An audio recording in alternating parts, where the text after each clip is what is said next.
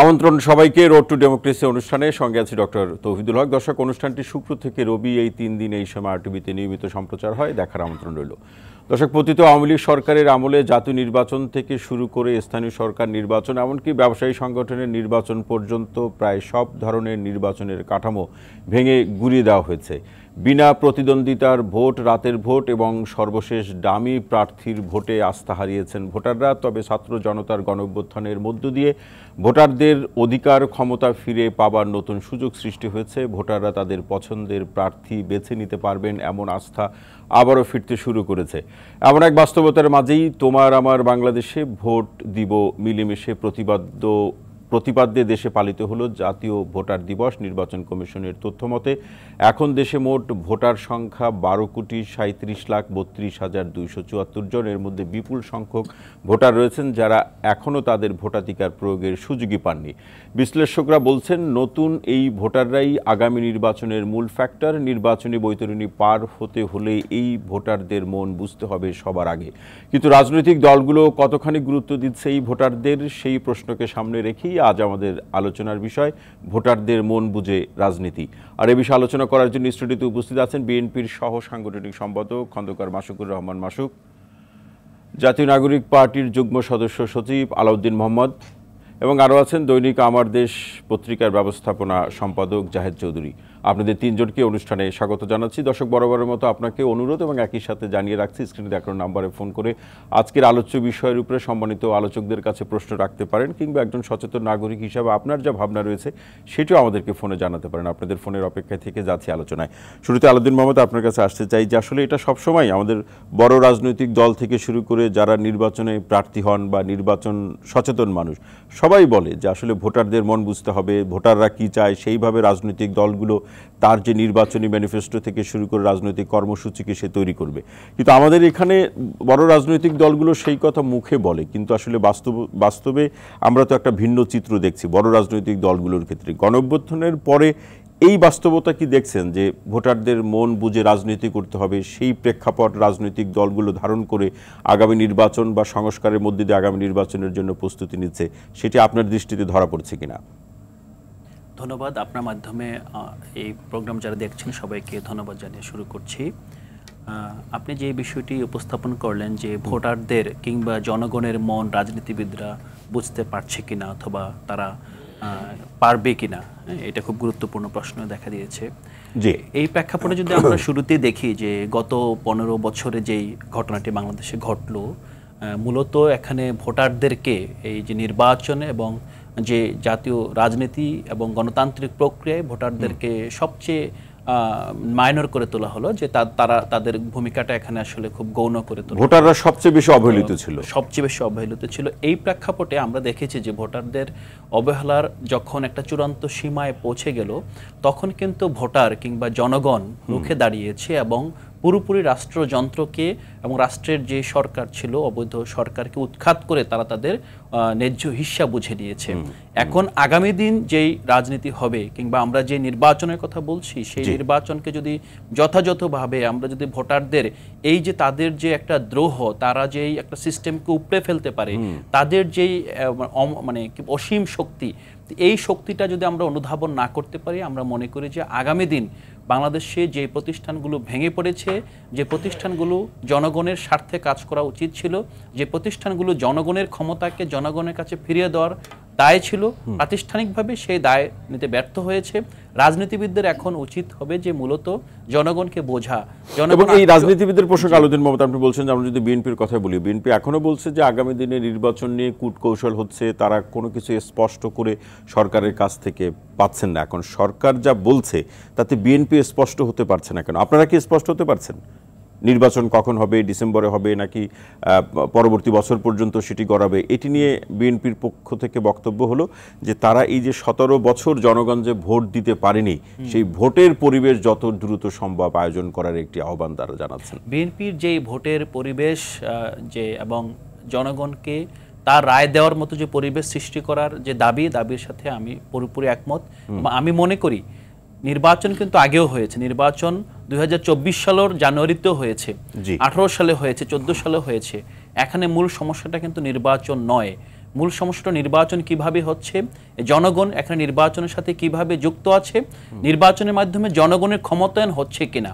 এখন আমরা যদি এই অন্তর্বর্তীকালীন যে সরকার আছে তাদের কাছে যদি নির্বাচন চাই, অবশ্যই বুঝতে হবে যে এই নির্বাচনটা কি আগের নির্বাচনগুলোর ধারাবাহিকতায়, আগের নির্বাচন যেই কমিশনগুলোর মাধ্যমে হয়েছে, যে প্রতিষ্ঠানগুলোর মাধ্যমে হয়েছে, যে আমলাতন্ত্রের মাধ্যমে হয়েছে, সেগুলোর ধারাবাহিকতায় একটা নির্বাচন হবে, নাকি সত্যিকার অর্থেই একটি কার্যকর নির্বাচন হবে যে নির্বাচনের মাধ্যমে এখানে শক্তিশালী গণতন্ত্রের ভিত রচিত হবে। না, সেই ফ্যাসিস্ট সরকার তো এখন নাই, তাহলে সেই আগের কাঠামোর প্রশ্ন কেন আসে? আমাদের তো যে নিয়ম কানুন সেই জায়গাগুলোতে সঠিকভাবে প্রয়োগ করলে আর অসুবিধা থাকছে না, তারা এই কথাটাই বলছে বিএনপি। না, এখানে একটা বিষয় আমাদেরকে বুঝতে হবে যে যেখানে এই সিস্টেমের অপারেশন দরকার, আমরা সিস্টেমকে মূলত বিভিন্ন মেয়াদে ডোজ দিয়ে এখনো চালাচ্ছি।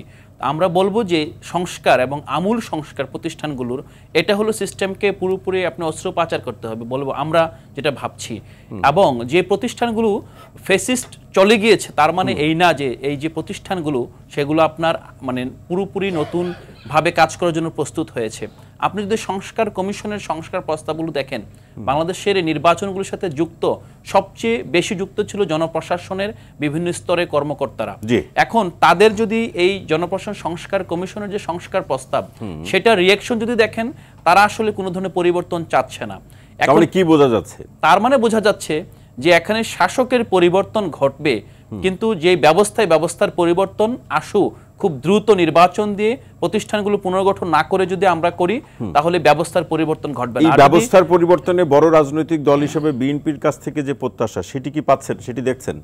বিএনপির কাছ থেকে এখন পর্যন্ত আমরা ইতিবাচক আমাদের যে প্রত্যাশা, বিএনপির প্রত্যাশা অনুযায়ী আচরণ করছে। একটি রাজনৈতিক দল হিসেবে বিএনপি ভোট চাইবেই। বিএনপি তার যেই বিস্তীর্ণ যেই মানে সাংগঠনিক কাঠামো, যে মানুষগুলো বিভিন্নভাবে যুক্ত আছে তৃণমূলে, তাদের কাছে নির্বাচনই হলো গণতন্ত্রের মূল কথা। তার মানে ব্যাপারটা এরকম আছে, বিএনপি ভোট চাইবে, সরকার দেরি করবে সংস্কার। না, ব্যাপারটা ঠিক এরকম না। দেখেন, আমরাও কিন্তু ভোট চাইবো, যেহেতু আমরা রাজনৈতিক দল হিসেবে আমরা নিজেরা আত্মপ্রকাশ করেছি, আমরাও ভোট চাইবো। ভোট হলো একমাত্র না, ভোট আমি বলবো যে সবচেয়ে বড় উপায় যে জনরায়কে ইয়া করা, মানে যে জনরায় আপনার সাথে আছে কিনা। কিন্তু একটা বিষয় আমাদের বুঝতে হবে, সেটি পরিমাপ করা সর্বোচ্চ বড় মাধ্যম। এবং জনগণ নির্ভয়ে কোনো ধরনের বাধাহীনভাবে নির্বাচন যে বুথে গিয়ে তাদের রায় দিয়ে আসবে, শুধুমাত্র নির্বাচনের মাধ্যমেই না, বরং এখন যে প্রতিষ্ঠানগুলো আছে, প্রতিষ্ঠানগুলো যারা পরিচালিত করছে তারা কি জনগণের কাছে অ্যাকাউন্টেবল? সেই অ্যাকাউন্টেবিলিটি, সেই জবাবদিহিতার প্রসঙ্গগুলো বা কিভাবে নিশ্চিত হবে সেটি নিয়ে আলোচনা করার প্রয়োজন। আলোচনার অসংখ্য ধন্যবাদ। খন্দকার মাসুকুর রহমান মাসুককে আসতে চাই। বিএনপি ভোট চাইবে, সেটি রাজনৈতিক দল হিসেবে সেটি চাইবে, কিন্তু সংস্কারের যে প্রেক্ষাপট এবং ব্যবস্থা সংস্কারের মধ্যে দিয়ে সেই ভোট আয়োজনের পরিস্থিতি এবং সেই সিদ্ধান্তগুলোর মধ্যে দিয়ে তো ভোট চাওয়ার যে প্রেক্ষাপট বা দাবির যৌক্তিকতা তুলে ধরতে হবে, নাকি বিএনপি শুধু ভোট চায়, ক্ষমতা যাওয়াই মূল লক্ষ্য? ধন্যবাদ আপনাকে, সম্মানিত দুইজন আলোচককে। আপনার শেষের অংশ দিয়ে আমি শুরু করতে চাই। জি বলুন। বিএনপি ক্ষমতায় যেতে চায়, এই ফ্যাসিস্ট সরকারের বিরুদ্ধে 15.5 বছর 24-এর বিনা ভোটে নির্বাচন, 18-র একটি 18-র একটি প্রতারণামূলক নির্বাচন, 24-এর আমিরামি নির্বাচনের বিরুদ্ধে, এবং মঈনুদ্দিন ফখরুদ্দিনের 2 বছর একটি অনির্বাচিত সরকারের বিরুদ্ধে 17 বছর বিএনপি রাজপথে গণতন্ত্র পুনঃপ্রতিষ্ঠা, এই নির্বাচন ব্যবস্থা ফিরিয়ে আনার জন্য পুনঃপ্রতিষ্ঠার সংগ্রাম করতে গিয়ে বিএনপি অনেক লোকের আত্মহত্যা দিতে হয়েছে। হাজার হাজার লোকের পঙ্গুত্ব জীবন যাপন করতে হচ্ছে। এখনো গুমের শিকার হয়েছে শত শত লোক। আমাদের পার্টি অফিসের ডাটা রয়েছে। কেন এই কথাগুলো বললাম? এই আন্দোলন সংগ্রাম করতে গিয়ে আমাদের বিএনপির চেয়ারপারসন দেশনেত্রী বেগম খালেদা জিয়া, তাকে ফরমাইশি মামলায় 2 বছর জেলে থাকতে হয়েছে। শুধু 2 বছর না, দীর্ঘদিন। আমাদের ভারপ্রাপ্ত চেয়ারম্যান দায়িত্ব ভার করার পর অদ্যাবধি আপনি কোথাও কোনো বিএনপি নেতা কর্মীদের কাছে শুনেছেন এই আন্দোলন ফ্যাসিস্টের বিরুদ্ধে করতে গিয়ে বিএনপি এবং সমমনা দলকে নিয়ে কখনো বলেছে আমরা ক্ষমতায় যেতে চাই, আমাদের ভোট দিতে হবে? আমরা বলেছি ভোটের অধিকার ফিরিয়ে দেওয়ার জন্যে আমরা বলেছি রাষ্ট্রের মালিক জনগণ, জনগণের মালিকানা জনগণের কাছে ফিরিয়ে দিতে হবে। কেন সেটি মাসুক ভাই, সেটি জনগণের কাছে ফিরিয়ে দেওয়ার প্রসঙ্গে নির্বাচন একটি বড় প্রসঙ্গ, সেটি আমরা অস্বীকার করছি না। কিন্তু এই যে বাস্তবতা, বিগত 16 বছরে বিএনপি যে ত্যাগ স্বীকার করেছে, এই গণঅভ্যুত্থানের পরে বিএনপির যে পলিটিক্যাল ক্যারেক্টার দাঁড়ালো, যে অভিযোগগুলো আমরা গণমাধ্যম কিংবা শিক্ষার্থীদের দুটি প্ল্যাটফর্ম থেকে আমরা দেখি, বিএনপির অনেক নেতাকর্মী চাঁদাবাজি, দখল বাণিজ্য, বিগত ফ্যাসিস্ট সরকারের নেতাকর্মীদের আশ্রয় প্রশ্রয় দেওয়ার মতো অভিযোগ আছে। আপনারা সাংগঠনিক কিছু ব্যবস্থাও নিয়েছেন, কিন্তু এই ধরনের পলিটিক্যাল ক্যারেক্টার দাঁড়ালো কেন? আচ্ছা, আমি বলি, বিএনপি এদেশের একটি সর্ববৃহৎ দল। না, সর্ববৃহৎ দল হলে অপরাধও বড় হবে, আমি বলি বেশি হবে। আমি বিএনপির অপরাধ, কোনো দলের, কোনো রাজনৈতিক দলের অপরাধকে আমি সমর্থন করি। আমি অপরাধ করলে সেটাকে আমি সমর্থন করি। আমি বলি, একটি বৃহৎ দল, এ দলের দীর্ঘদিন রাষ্ট্র পরিচালনা, বিরোধী দলের অংশগ্রহণ, আন্দোলন সংগ্রামের ভূমিকা রয়েছে। আমরা যদি ভুল ত্রুটি করে থাকি, সেটা বিচারের ভার জনগণের উপরে ছেড়ে দিতে চাই। এই যে আপনি একটা কথা বলেছেন অত্যন্ত গুরুত্বপূর্ণ, ভোটাররা অবহেলিত ছিল কেন বলেন? ভোটাররা বলতে কারা? জনগণ। এই রাষ্ট্র, সেখানে তো শিক্ষার্থী সহ সবাই একটা বড় অংশ বলছে যে ভোটারদের অবহেলিত রাখার পিছনে বিগত সরকার সর্বোচ্চ চেষ্টা করেছে ক্ষমতা থাকার। কিন্তু বড় রাজনৈতিক দল হিসাবে, অতীতে ক্ষমতা থাকা রাজনৈতিক হিসাবে বিএনপির কাছ থেকে যে রাজনৈতিক ভূমিকা সবাই প্রত্যাশা করেছিল বা প্রত্যাশা এখনো করে, সেই ভূমিকা কি বিএনপি রাখতে পেরেছে? আওয়ামী লীগ, বিএনপি বিগত দিনে একাধিকবার রাষ্ট্র পরিচালনার দায়িত্ব পালন করেছে, বিরোধী দলের ভূমিকা রেখেছে। এদেশে ভুল ত্রুটি থাকতেই পারে, কেউ ভুল ত্রুটি ঊর্ধ্বে না, থাকতেই পারে। আমি যেটা বলেছি, আপনি যে কথা বলে ভোটার অবহেলিত ছিল কেন? যখন ভোটের ব্যবস্থা বাংলাদেশে না থাকে, জনগণ যদি ভোট কেন্দ্রে ভোট দিতে না পারে, আর যদি আমার রাষ্ট্রীয় ক্ষমতায় আমার অবৈধ ক্ষমতা দখল করে যদি আমার টিকে থাকতে হয়, ভোটারদের না দরকার হয়, তখনই তো ভোটার অবহেলিত হবে। দীর্ঘ 15 বছর তাই হয়েছে, 14, 18, 24 সেটাই হয়েছে। এই কারণেই ভোটার অবহেলিত। এখন গণঅভ্যুত্থানের পরে ভোটাররা কি চায়, সেটা কি সেই পারসেপশন বলি অথবা সেই অ্যানালাইসিস কি আপনাদের আছে, বিএনপির আছে? গণঅভ্যুত্থানের পরে একটা অনির্বাচিত সরকার এসেছে, একটা নির্বাচিত সরকার ছিল। একটা অনির্বাচিত সরকার দীর্ঘদিন রাষ্ট্রীয় ক্ষমতা থাকতে পারে না। আমি একটা বলি সংস্কার, এটা তো সবচেয়ে বেশি আলোচনা হয়। সংস্কার চলমান প্রক্রিয়া।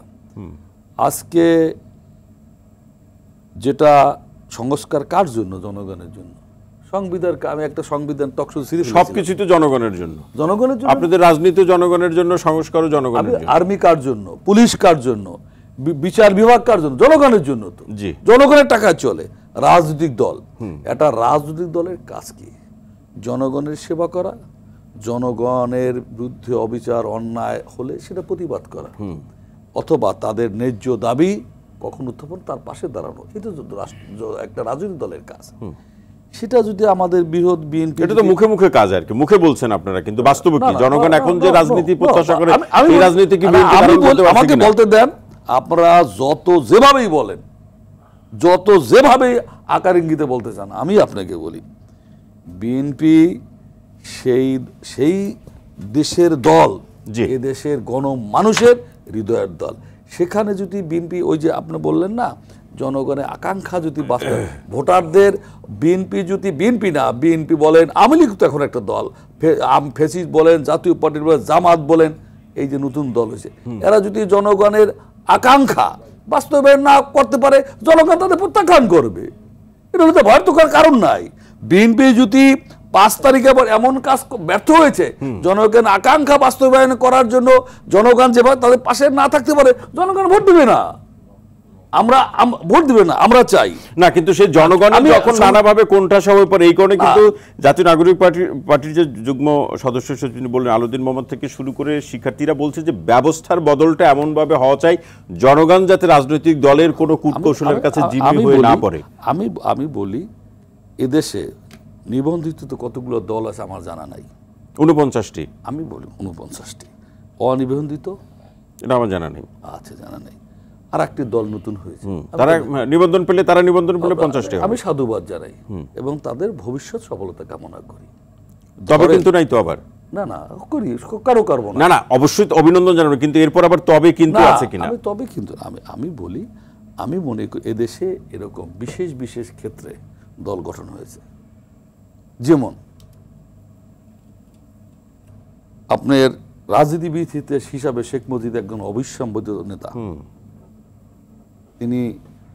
তিনিও দল গঠন করেছিলেন একটা বিশেষ সময়। জি, আওয়ামী লীগকে বিলুপ্ত করে বাকশাল করেছিলেন। এদেশের জনগণ গ্রহণ করে নেই এবং ওনার পরিণতির জন্য অনেকে রাজনীতিবিদরা মনে করে, ইতিহাসবিদরা মনে করে এই বাকশাল একটা দায়ী। ঠিক এরকম একটি সময়, এরকম একটা বিশেষ সময় শহীদ প্রেসিডেন্ট জিয়াউর রহমানও দল গঠন করেছিলেন। বিভিন্ন দল মত পথের লোক এক মোহনায় নিয়ে এসে আদর্শ দর্শন দিয়ে একটা দল গঠন করেছে। আজকে সেটা এদেশের গণমানুষের দলে পরিণত হয়েছে। ঠিক শেখ মুজিবের কন্যা শেখ হাসিনাও বাকশাল একদলীয় শাসন ব্যবস্থা প্রতিষ্ঠা করতে গিয়ে ফ্যাসিস্টে পরিণত হচ্ছে, বিদায় হতে হয়েছে। যারা দল গঠন করেছে তারা একটা বিশেষ সময় তো এই দলটা গঠন করেছে। আমি তাদের সফলতা কামনা করি। তারা যাতে কিংস পার্টিতে পরিণত হয়। এই দেশের জনগণের আজকে বিএনপি 47 বছর, এই 47 মাসুক ভাই, এই নতুন দলের কাছে কি প্রত্যাশা, আপনারা কিভাবে দেখছেন? তারা তাদের যে ঘোষণাপত্রে যে প্রসঙ্গগুলো উল্লেখ করেছে সে আলোচনা আরো বিস্তারিত আপনার কাছ থেকে শুনবো। জাহিদ চৌধুরী ভাই, আপনার কাছে আসতে চাই। বিএনপি বলুন বা আমাদের এই যে নতুন যে দলটি আত্মপ্রকাশ করলো, জাতীয় নাগরিক কমিটি এবং সহ আরো যে রাজনৈতিক দলগুলো, নিবন্ধিত রাজনৈতিক দল, তারা আসলে এই ভোটারদের মন বুঝে রাজনীতি করা, সেইভাবে পলিটিক্যাল ম্যানিফেস্টো তৈরি করা, সত্যিকার অর্থে গণতন্ত্রের যে ভাষা আমরা বই পুস্তকে পড়ি এবং যে সমস্ত দেশগুলো গণতান্ত্রিক প্রক্রিয়ায় পরিচালিত হয়, আমরা তো যেহেতু গণতান্ত্রিক ব্যবস্থার আমরা তো তার সাথেই তুলনা করব। সেই তুলনার চিত্র যখন সামনে এনে আমরা আমাদেরকে বোঝার চেষ্টা করি, কতটুকু বুঝতে পারেন? ধন্যবাদ আপনাকে এবং আজকে আরও দুজন সহ-আলোচক আছেন। নবগঠিত তারুণ্য নির্ভর ছাত্রদের দ্বারা গঠিত যে রাজনৈতিক দল জাতীয় নাগরিক পার্টি, তার যুগ্ম সদস্য সচিব এবং বিএনপির সহসাংগঠনিক সম্পাদক মাশকুর রহমান ভাই।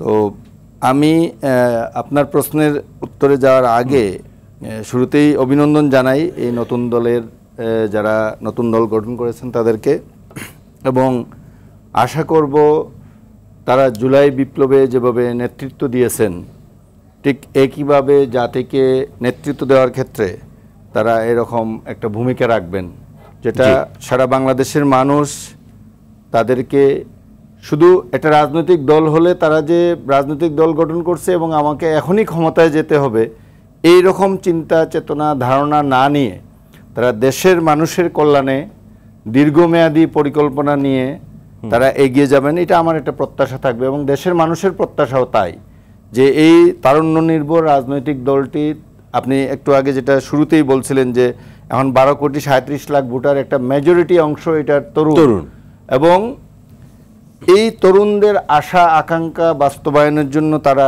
ভূমিকা রাখবেন। কিন্তু এই তরুণরা তো আবার রাজনৈতিক মতাদর্শের প্রেক্ষাপটে বিভাজিত তরুণ। হ্যাঁ,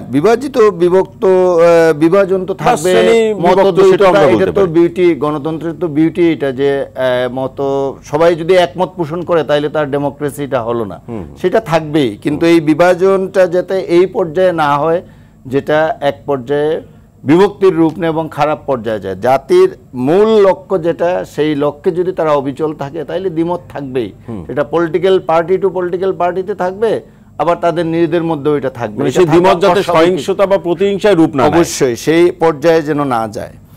এটা পাশাপাশি আমি এটাও বলি যে বিএনপিতে প্রচুর এই তরুণদের প্রচুর সমর্থক আছে, তাদের দলেও এই তরুণরা, ছাত্র সংগঠন আছে, যুব সংগঠন আছে, এবং মূল দলের মধ্যেও এই তরুণরা, ভোটাররা রয়েছে এবং তরুণ সমর্থকরা রয়েছে, তরুণ নেতৃত্ব রয়েছে। তো আগামী বাংলাদেশ যেহেতু এই ভোটারদের মধ্যে একটা সিংহভাগ হলো তরুণ, এই তরুণ প্রজন্মের কাকে পছন্দ করছে, কার ম্যানিফেস্টো পছন্দ করবে, কার অ্যাক্টিভিটিসকে মূল্যায়ন করবে, কার উপর আস্থা রাখবে, এটা আগামী নির্বাচনে একটা বড় সেটি দেখেন বড় কিনা ফ্যাক্টর হবে এটা জায়েদ ভাই এই যে বিএনপির কথাই যদি আমরা বড় রাজনৈতিক দলের প্রেক্ষাপট থেকে আমরা যদি কতটুকু পরিবর্তন হয়েছে সেটা বোঝার চেষ্টা করি, বিএনপির নেতাকর্মী থেকে শুরু করে ভারপ্রাপ্ত সম্মানিত চেয়ারম্যান তিনি সহ যে বক্তব্যগুলো রাখছেন, তাতে কি মনে হয় যে গণঅভ্যুত্থানের পরে জনগণ তথা তরুণদের মন বুঝে রাজনীতির প্ল্যাটফর্ম বা পলিটিক্যাল ম্যানিফেস্টো পরিবর্তন করে তারা নেতৃত্বের জায়গাগুলো তৈরি করছেন, সেটি কি তাদের আলোচনা কর্মসূচি পদক্ষেপ দেখে মনে হয় কিনা, যদিও তারা 31 দফা নিয়ে মাঠে আছেন?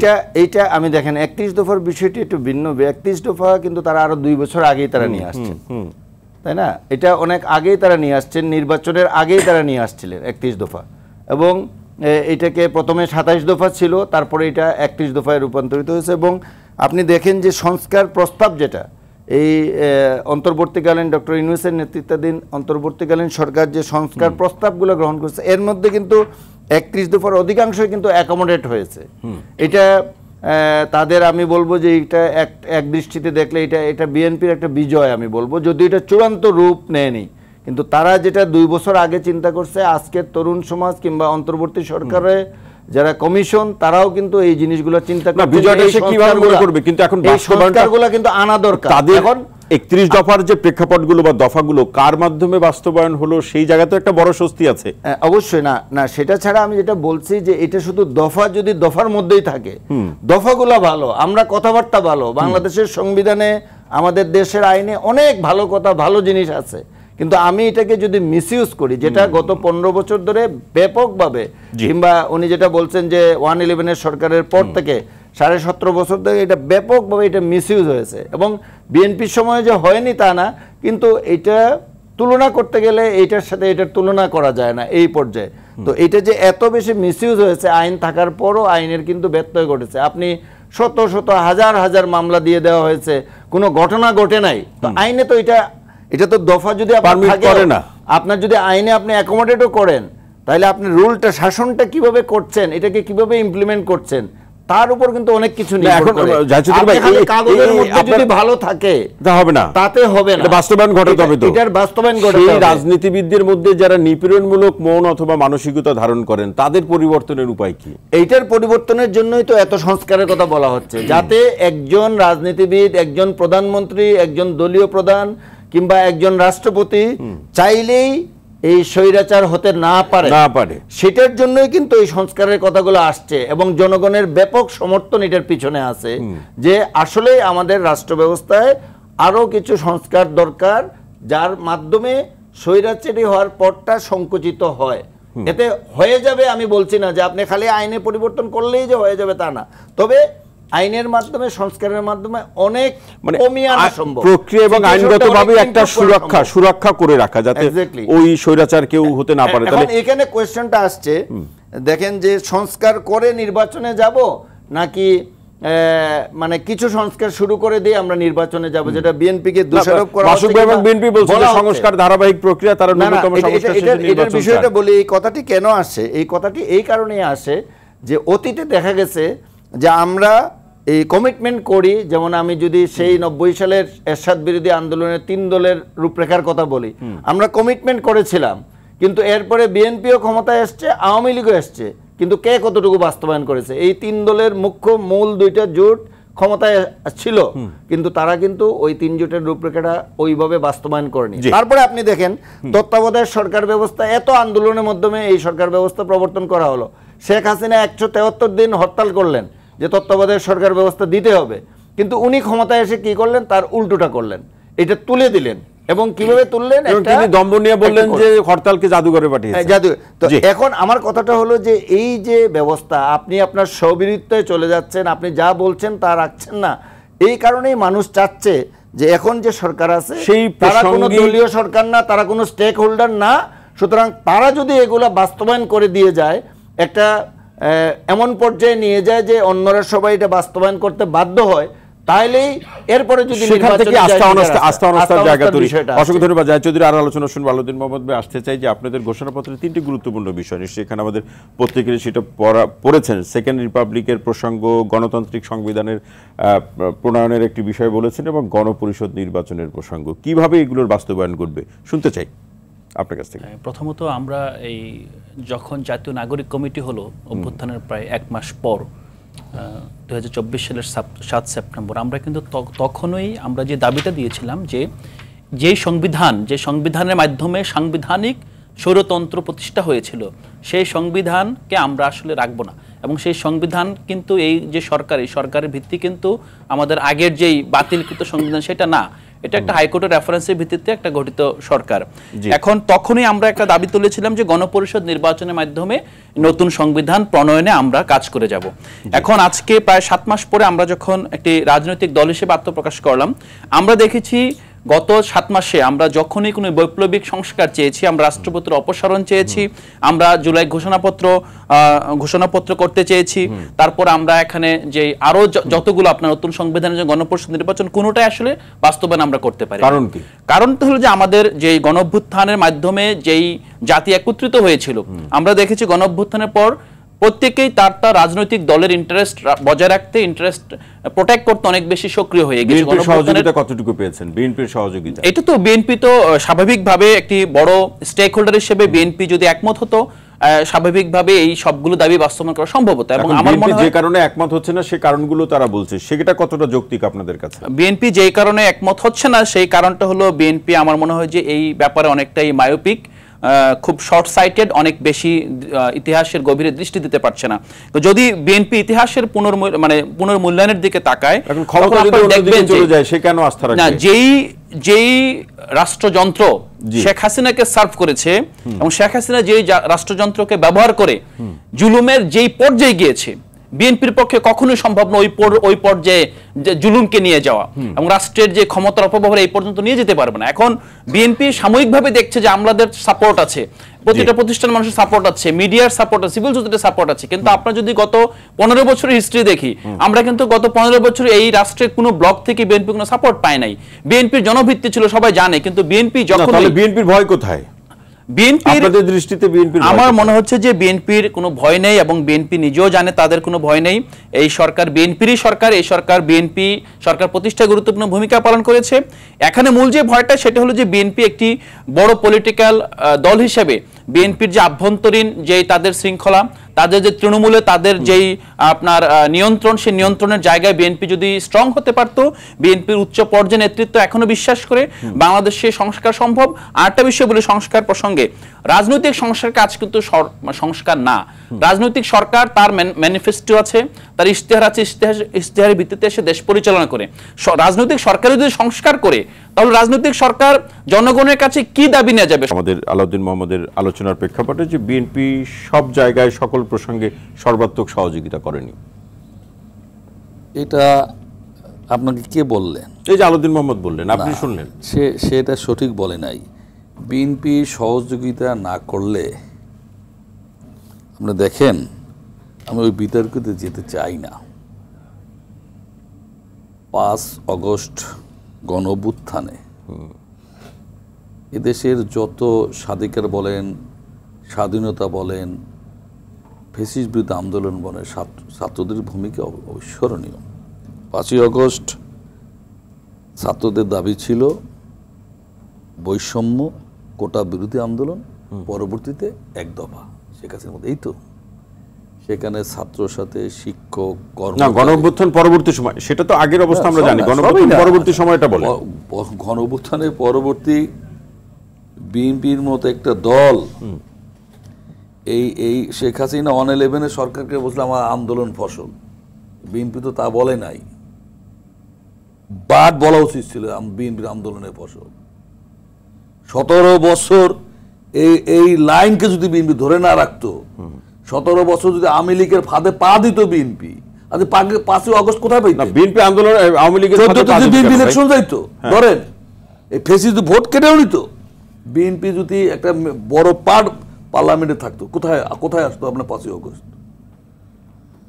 কোথায় আসতো? আওয়ামী লীগ যদি 18তে এই দিনে এবং রাতে এই দুষ্টামি না করতো, এই প্রতারণা না করতো, বিএনপি যদি 180, আওয়ামী লীগ ফেসিস্ট যদি ভোট কাটে 100 আসন পেত, কোথায় আসতো 5ই আগস্ট? বিপ্লব হতো নাকি দেশে? হতো নাকি? এটা বললেই হবে নাকি? তাহলে বিএনপি করবে না? বিএনপি দেশের গণমানুষের বিএনপি প্রতিষ্ঠা জিয়াউর রহমান জীবন দেশে আপনার উনি যদি স্বাধীনতার ঘোষণা দিয়ে যদি ধরা পড়তো না, ফায়ার করে ওনার হতো। আপনার ফাঁসি হতো। উনি সম্মুখ সুর যুদ্ধ করেছে, উনি যুদ্ধ করেছে। আমাদের শিক্ষার্থীরা তো সেই ঝুঁকি নিয়ে না নিচে আমি না বলি না তো, শুধু শিক্ষার্থী না, এই 17.5 বছর বিএনপি কত লোক মারা গেছে বলেন। 5ই আগস্ট বিএনপি কত লোক মারা গেছে, আমাদের ডাটা হিসাব আছে, কত লোক পঙ্গুত্ব জীবন যাপন করছেন। আপনি ইলিয়াস, চৌধুরী আলম গুম হয় নাই, কি জন্য হয়েছে, কি জন্য হয়েছে বলেন? বিএনপি যদি আওয়ামী লীগের সাথে লিয়াজা কথায় ফেসিস্টকে সহযোগিতা করছো, আপনি এরশাদ 88-86-তে আওয়ামী লীগ জামাত মিলে 86-তে এরশাদকে বৈধতা দেয় নাই ইলেকশনে গিয়ে, বলেন দেয় নাই, দিছে না? সেদিন যদি তারা ইলেকশন না করতো, এই স্বৈরাচার এরশাদ যদি থাকতো না, 9 বছর এদেশের মানুষের জগদ্দল পাথরের মধ্যে বসে থাকতো না, যায় নাই, গিয়েছে। বিএনপি যদি না, আপনি বললেন যে বিএনপি যদি আওয়ামী লীগের ফাঁদে পা দিত, আওয়ামী লীগের ফাঁদে পা দিবে কেন? আমি বলি আওয়ামী লীগ দেয় না এরশাদের ফাঁদে। আপনি বলেন, আসাম আব্দুর রব জীবিত আছে, উনি বলেছেন শেখ হাসিনা ওনার বাবার কবর ছিল যদি বলতে পারেন এরশাদকে টাকা না নেয় নাই, আমি রাজনীতি করব। শেখ হাসিনা চ্যালেঞ্জ করে নাই। লং ড্রাইভের কথা মনে আছে? তা এরশাদের ফাঁদে পা দেয় নাই শেখ হাসিনা। ইলেকশনে 86-তে উনি চিটাগাং বক্তৃতা দিয়েছেন যে এই এরশাদের অধীনে যারা নির্বাচন করবে জাতীয় বেমান, তিনি ইলেকশনে যায় নাই, তার মানে ফাঁদে পা দিচ্ছে।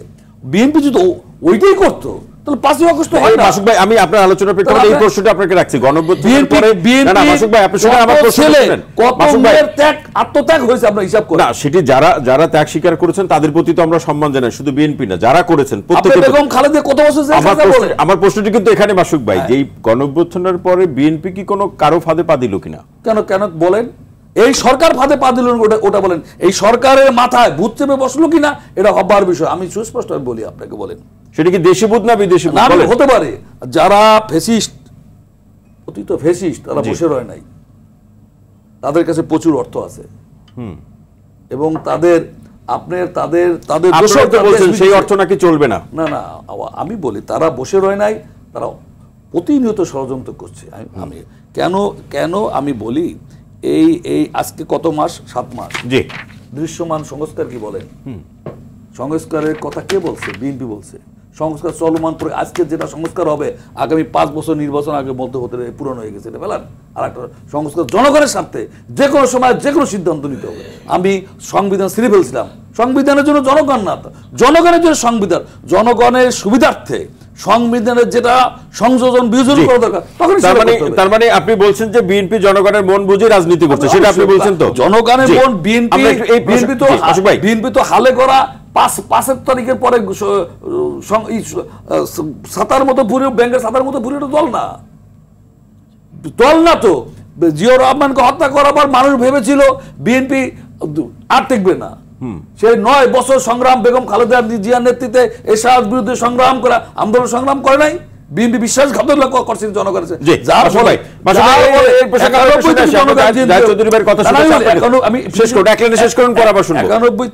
যার কারণে আওয়ামী লীগ মন্ত্রিপরিষদ গঠন করে যখন বিএনপি ইলেকশনকে নির্বাচিত করে জনগণ, ঠিক 5 তারিখের পরে যদি আমাদের অবস্থা জনগণের পক্ষে না হয়, আজকেও কালকে যেদিন নির্বাচন করে বিএনপিকে প্রত্যাখ্যান করে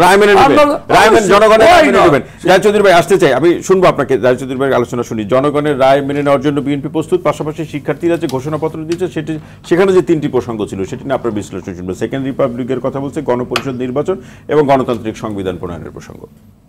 এইখানে আমি যদি বলতে চাই আপনার মূল আলোচনায় গিয়ে, যে শিক্ষার্থীরা আমার কাছে কেন জানি মনে হচ্ছে দে মিস দ্য ট্রেন। যে সেটা কেমন ট্রেন? এইটা হলো আসলে গণ অভ্যুত্থানের পরপরই তারা সংবিধান ছুঁড়ে ফেলে দিতে পারতো। তারা বলতে পারতো এই সংবিধান বাতিল করা হলো, এই সংবিধান থাকবে না, এটা বিপ্লবী সরকার গঠন করতে পারতো তারা। এই সময়ে তারা এই সুযোগটা হাতছাড়া হয়ে গেছে। তারপর আপনি বলছেন যা শুরুতে হয়নি তা আর হবে না, ওইটা ওই সময়ই করা দরকার ছিল। কারণ আপনি এতদিন সংবিধান অনুযায়ী চলে, এখন আবার সংবিধান ছুঁড়ে ফেলে দিবেন, দিয়ে নতুন সংবিধান প্রণয়ন করবেন, গণভোটের আয়োজন করবেন, কিংবা সাংবিধানিক গণপরিষদ নির্বাচন করবেন, তাইলে তো মূল নির্বাচনটি তখন কি হবে? এই বিষয়গুলো কিন্তু আবার একটা বিতর্ক এবং যারা স্টেক হোল্ডার তাদের মধ্যে নতুন করে একটা বিতর্কের জন্ম দিবে। সুতরাং ওই সময়টা একটা প্রকৃত সময় ছিল যে সংবিধানকে যে কোনো বিপ্লবের শুরুর সময় তার মানে যা সংবিধান হয়নি সেই সম্ভাবনা এখন অনেক ক্ষীণ মনে করছেন আপনি। সরকার গঠন করে তখন নতুন করে সংবিধান প্রণয়ন করে গণপরিষদের নির্বাচন করলে এটাই কিন্তু পারফেক্ট টাইম ছিল। এখন এটা করতে গেলে আমার কাছে কেন জানি মনে হচ্ছে যে এটার জন্য যারা স্টেক হোল্ডার তারা এটা একমত হতে পারে, ভুল বোঝাবুঝি হবে, বিতর্ক সৃষ্টি হবে, এবং এটা যারা স্বৈরাচার তারা আবার এই সুযোগে তারা তাদের মেশিনারিজ, তাদের এখানে প্রশাসনের লোকজন আছে, বিভিন্ন জায়গায় লোকজন আছে, তারা আবার এই নিজেদের মধ্যে ঐক্যের কোনো ফাটল ধরাতে পারলে তারা আবার এই সুযোগটি নিতে পারে। এটা হলো ওয়ান পয়েন্ট। আরেকটা জিনিস দেখেন, আমি যেটা বলি যে এটা না করেও তারা ঘোষণা করছে তাদের ম্যানিফেস্টো, এটা যে তারা করবে নির্বাচন আগে করতে হবে, আমি বলি না এই কারণে যে অন্তর্বর্তী সরকার কিন্তু বলছে যে তারা ডিসেম্বরে নির্বাচন দিবে, চিফ অ্যাডভাইজার কিন্তু ডক্টর ইউনূস বলেছেন, কিংবা এটা কোনো কারণে ডিসেম্বরে না হলে মেবি জানুয়ারি, ফেব্রুয়ারি, মার্চ এটুকু যেতে পারে। এর আগে উনি বলছিলেন জুনের কথা, এখন ডিসেম্বরে আসছে, মাঝখানে আমরা দেখলাম তার প্রেস সেক্রেটারি বলেছেন এটা মার্চ পর্যন্ত যেতে পারে। এখানে একটা ডিলিমিটেশনের বিষয় আছে যে নির্বাচনী আসনগুলো পুনর্বিন্যাস করা, এটার জন্য আমি যতটুকু জানি একটা স্থায়ী কমিশন হচ্ছে এবং কমিশনের সুপারিশের ভিত্তিতে নির্বাচনী আসনগুলো পুনর্বিন্যাস হবে। এটার জন্য যথেষ্ট একটা নির্বাচন কমিশনের যে বক্তব্য, জাহিদ ভাই, নির্বাচন কমিশনের যে বক্তব্য সেটা তো মনে হচ্ছে তারা প্রস্তুত, তারা ডিসেম্বরের জন্য প্রস্তুত, এবং এটা এখন পর্যন্ত ডিলিমিটেশনটা করে মানে নির্বাচনী আসন পুনর্বিন্যাস করে, এটা একটা ভাইটাল থিং এবং এটা ম্যান্ডেটরি, এটা আপনার করতে হবে নির্বাচন আগে। তো এইটা করে তারা নির্বাচনের তফসিল ঘোষণা করতে পারে, কারণ ভোটার তালিকার ব্যাপারে আপনি নিজেই যেমনটি বলছিলেন যে 12,37,00,000 ভোটার, আমি যতটুকু জানি আজকেই দেখছিলাম যে 26 কোটি নতুন ভোটার হয়েছে, আবার 19 কোটি বাদ পড়েছে। তার অর্থ হলো এখানে 7 কোটির মতো একটা ভোটার, 7 লাখের মতো, 26 লাখ এবং 19 লাখ, তো 7 লাখের মতো এডিশন হয়েছে এই সর্বশেষ যেটা, এবং এটা একটা চলমান প্রক্রিয়া, এটা কিন্তু আগেও কোর্টের অর্ডার আছে, এটা চলমান প্রক্রিয়া, যখন উপযুক্ত হবে যখন ডিসেম্বরে নির্বাচন করা সম্ভব। আর আরেকটা বিষয়ে ছাত্ররা যে জিনিসটি বলেছেন, তারা সেকেন্ড রিপাবলিক, যেটার সাথে আমি যে আলোচনাটি এখন করলাম এটার সাথে রিলেটেড, এবং এটা অনেকে বলছেন এটা ফরাসি বিপ্লবের সময় বিষয়টি সেকেন্ড রিপাবলিক চিন্তাটা কিংবা এই টার্মটা আসলো কোথা থেকে, এটা নিয়েও অনেকের মধ্যে কথা আছে। এটা যেটা বলা হয় যে 1789 সালে ফরাসি বিপ্লবের শুরুর দিকে, ওই সময় যেটা 1789 থেকে 1799, এই 10 ইয়ার্স টাইমটা ছিল ফরাসি বিপ্লবের সময় হিসেবে এটা ট্রিট করা হয়। ওই সময় এসে যেটা ফ্রান্সে 1792 থেকে ওটাকে বলা হয় যে প্রথম রিপাবলিক হিসেবে ট্রিট করা হয়, তখন একভাবে চলতো। তারপরে এসে মানে 1804 পর্যন্ত তখন প্রথম রিপাবলিকটা এখানে বিরাজমান ছিল ফ্রান্সে, পরে কিন্তু আবার রাজতন্ত্র এখানে কায়েম হয়। এটাকে উৎখাত করে এটা পরবর্তী পর্যায়ে 1892 পর্যন্ত এই রাজতন্ত্র মানে 1848 এসে দেখা যায় যে এটা সেকেন্ড রিপাবলিক হিসেবে ডিক্লেয়ার করে, এবং 1852 এসে দেখা যায় এই টাইমটা তারা সেকেন্ড রিপাবলিক হিসেবে কাজ করছে। আবার পরিবর্তন, ইতিহাসের বাঁকবদল সেই প্রেক্ষাপটে আমাদের জানে, ওইখান থেকে আসছে। কিন্তু আমাদের এখানে জাহিদ ভাই সেটা হচ্ছে যে একটু 2-1 লাইন একটু শুনতে চাই যে শিক্ষার্থীদের ঘোষণাপত্রে এই যে সেকেন্ড রিপাবলিকের যে প্রসঙ্গ সেটি বাস্তবতার নিরিখে কতটা প্রাসঙ্গিক সেটা শুনতে চাচ্ছি, খুব ছোট্ট করে 2-1 লাইনে যদি বলেন। বাস্তবতার নিরিখে তারা হয়তো এই টার্মটা এখানে ইউজ করেছে, এই টার্মোলজিটা এখান থেকে তারা নিয়েছে, কিন্তু যেটা হলো যে তারা মূল বিষয়টা কি, তারা চাচ্ছে যে গত 15 বছরে বাংলাদেশের বর্তমান যে সংবিধান দেখেছে, যে শাসন ব্যবস্থা দেখেছে, এই সংবিধান এবং এই শাসন ব্যবস্থা একটা স্বৈরতন্ত্রের জন্ম দেয় এবং এটা একটা ফেসিবাদের জন্ম দেয়। শেখ হাসিনার ফেসিজমটা এমন পর্যায়ে গিয়েছিল, এটা পৃথিবীতে নতুন একটা নজির সৃষ্টি করেছে। এই হিটলার, মুসোলিনি এদের পর্যায়ে আমরা কথা বললে মনে হতে পারে যে এগুলা বাদ কা বাদ, এমনিতে আমরা বলছি, কিন্তু তাইলে এটা কিন্তু শেখ হাসিনার এটা কিন্তু সারা বিশ্বে পঠিত হতে পারে, যারা যে ফেসিবাদটা সে কায়েম করেছিল এই জায়গায় কিন্তু সফল একটা ফেসিবাদ সে কায়েম করেছিল। এই জন্য আমি বলতে চাচ্ছি যে ছাত্ররা যেটা মনে করছে এবং দেশের মানুষও মনে করছে যে এই সিস্টেমটাকে টোটালি চেঞ্জ করে দিতে হবে, সিস্টেমটাকে মূল বিষয়টা হলো শেষ মন্তব্য নিয়ে আসা, মানে এটাকে তারা শেষ মন্তব্য, আপনার শেষ মন্তব্য আমি বুঝতে পারছি না। তার আগে আলোচনা মোহাম্মদ আপনার শেষ মন্তব্য শুনতে চাই, বিশেষ করে আপনাদের এই যে জাতীয় নাগরিক পার্টির যে আত্মপ্রকাশের অনুষ্ঠানে পিরোজপুর থেকে আপনাদের সমর্থকদের আসার জন্য যে সরকারি সুবিধা বা বাস ব্যবহার করার যে প্রসঙ্গ সেটি নিয়ে একটা অভিযোগ আছে, যে প্রসঙ্গগুলোকে উল্লেখ করে বিএনপি বলছে কোনোভাবে যাতে কিংস পার্টিতে এই পার্টিটি পরিণত না হয়। শুনতে চাই এইটা সহ একটু বলবেন, এই প্রশ্নের উত্তরে বলবেন, এছাড়া আপনার কিছু থাকলে বলবেন। হ্যাঁ, ধন্যবাদ। মূল বিষয়টা আমি একটু শুরু করতে চাই মাসুক ভাইয়ের যেই আমাদের মন্তব্যের প্রেক্ষাপটে উনি যেটা বললেন। আমি কিন্তু এটা বলি নাই যে বিএনপির কারণে সবকিছু হয় না, কিন্তু আমরা কিছু বিগ ইভেন্ট যেগুলো বিএনপির সহযোগিতা ছাড়া সম্ভব ছিল না 5 আগস্টের পরে আমরা সেই প্রসঙ্গে বলেছি, এবং এটা আবারও বলতে চাই বিএনপির হাতে এখনো সময় আছে। বিএনপি চাইলে এখনো নতুন ভাবে এই বিষয়গুলোকে সামনে নিয়ে আসতে পারে, বিশেষত জুলাই প্রোক্লেমেশন যেটা সরাসরি বিএনপি বলেছে তারা সম্মিলিতভাবে দিবে, সেটা নিয়ে সময় আছে। পিরোজপুরের প্রসঙ্গটা আমরা আসলে সারা দেশ থেকে আমাদের যে নেতাকর্মীরা এসেছেন কোথাও এই ধরনের কোনো ঘটনা ঘটেনি যে সরকারি কোনো সার্ভিস ব্যবহার করে, কিন্তু পিরোজপুরে যেটা ঘটেছে সেটা হলো যে সেখানে কিছু আহত এবং শহীদ পরিবার সেখানে ডিসি অফিসে গিয়ে আবেদন করেছে, করার প্রেক্ষিতে তারা সেখান থেকে রিকুইজিশন নিয়েছে, কিন্তু এটা কোনো আমাদের সাংগঠনিক বিষয় ছিল না, আমরা কোথাও এই নির্দেশনা দেইনি, এবং আমরা বিব্রত এই বিষয়টা নিয়ে আমরা, এবং এই বিষয়টা যাতে ভবিষ্যতে না ঘটে আমরা আমাদের নেতাকর্মী এবং যারা আমাদের শুভাকাঙ্ক্ষী তাদের সবাইকে আমরা এই মেসেজটা দিতে চাই। শেষ মন্তব্য কি বলবেন মাসুক ভাই, আপনার কথা পরে একদম শেষ। না, সেটাই আমি যেটা বলতে চাচ্ছি, দেখেন মূল বিষয়টা কি, আমাদের এটা খেয়াল রাখতে হবে যে আমরা ছাত্র জনতার গণ অভ্যুত্থানের মধ্য দিয়ে জুলাই বিপ্লব সংগঠিত করেছি এবং একটা ফেসিবাদকে সরাতে সক্ষম হয়েছি, যার ফলে আজকে আমরা একটা মুক্ত পরিবেশ।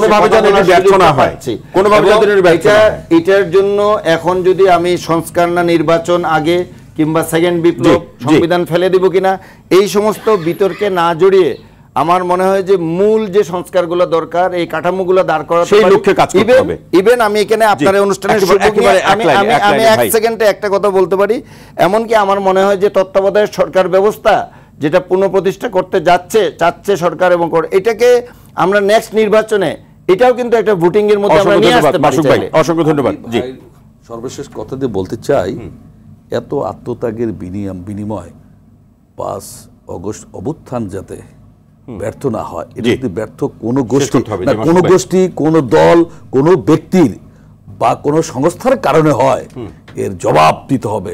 এই যারা জবাব দিতে হবে সেটি বিএনপি মনে রাখছে কি?